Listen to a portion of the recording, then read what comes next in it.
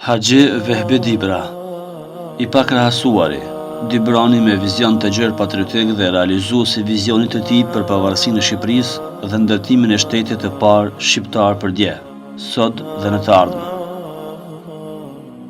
Bëmat e Haxhi Vehbi Dibrës për gjuhën shqipe, për flamurin kombëtar, kështu siç e kemi për lirinë, kompaktësinë e pavarësinë e popullit shqiptar, për bashkëjetesën paqësore pa dallim të besimit fetar e krahënor dhe për formimin e jetën e shtetit të parë shqiptar. Formuan personalitetin e tij si intelektual patriot, atletar, luftëtar trim dhe udhëheqës për bashkëjetesë paqësore pa dallim krahine e besim fetar. Haxhi Vehbi Dibra lindi në Dibrën e Madhe, shehri i Dibrës, në vitin 1867. I ati quaj Ahmet Agolli dhe që mifti i Dibrës së Madhe. Familja e tij që shumë nderuar, e qytetëruar dhe patriote. Në fëmijërinë e hershme, në qytetin e lindjes, mbaroi mektepin, rushdien dhe medresen. Dallohej për zgjuarsinë dhe vullnetin e tij për të njohur të kaluarën historike të Dibrës.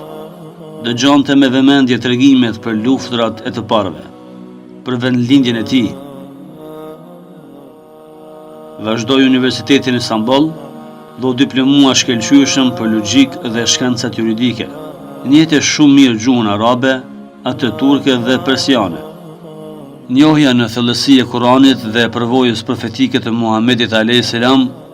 i krijuan bindjen se edhe popullin ton Zoti kishte krijuar shqiptar, se edhe gjuha shqipe ishte dhuratë hyjnore, prandaj edhe populli ynë shqiptar duhet të jetonte i lirë e i pavarur në Shqipëri, e duhet të gëzonte si gjithë popujt tjerë resurset e këtij vendi. Kur u kthye në qytetin e lindjes, bëri përpjekje të mësonte sa më shumë për historinë e popullit të tij.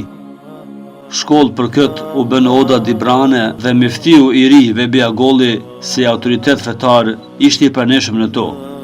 Në këtë oda, tema kryesore e bisedave ishin luftrat e pandërprera Dibrane, si luftrat në kohën e Skënderbeut, ashtu dhe luftrat kundër serbëve që bën krimet më të shëmtuara ndaj popullit tonë. Këto kujtesa, si dhe mësimet e fesë islame, se të duash e mbrosha dhënësh prej besimit islam, formuan personalitetin patriotik të Vehbi Agolli Dibrës, i cili tërë jetën do t'ja kushtonte lirisë e pavarësisë së kombit tonë në trojat shqiptare. Vehbi Agolli, që në krye të herës, në detyrën e miftit të Dibrës, u shua si ideolog dhe veprimtar i lëvizjes për autonomi dhe pavarësi. Vehbi Agolli mori pjesë si ideator e organizator i lëvizjes patriotike të viteve 1890, prandaj edhe Dibranët filluan të japin vlerën së gjalli, duke e thirrur Vehbiu i Dibrës Vehbi Dibra. Me dijen e tij të zgjeruar, me drejtimin e tij në krye të muslimanëve, si dhe me përpjekjet e tij për interesat kombëtare, e kishte fituar respektin e tërë popullit. Ai dëgjohej me shumë vëmendje dhe ndiqej nga tërë populli. Ai përpiqej të jepte fesë drejtimin e duhur, ta bënte atë udhëheqëse në të mirë të kombit tonë.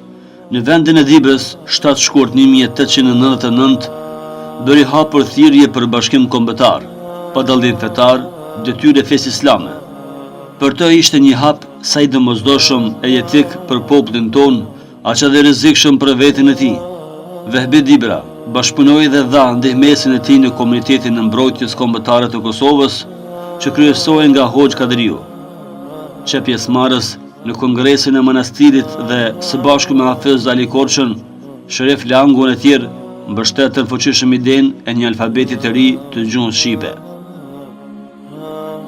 Që në seancën e parë të Kongresit të Dibrës të vitit 1909, pas vdekjes së kryetarit të këtij kongresi Ismail Beut, u zgjodh kryetari i kongresit, zgjedhja Vehbi Agollit, si kryetari i kongresit të Dibrës, u bë shpresë e vendosmëri për të bërë këtë kongres, të dobishëm për popullin shqiptar dhe dështim për Xhan Turqit.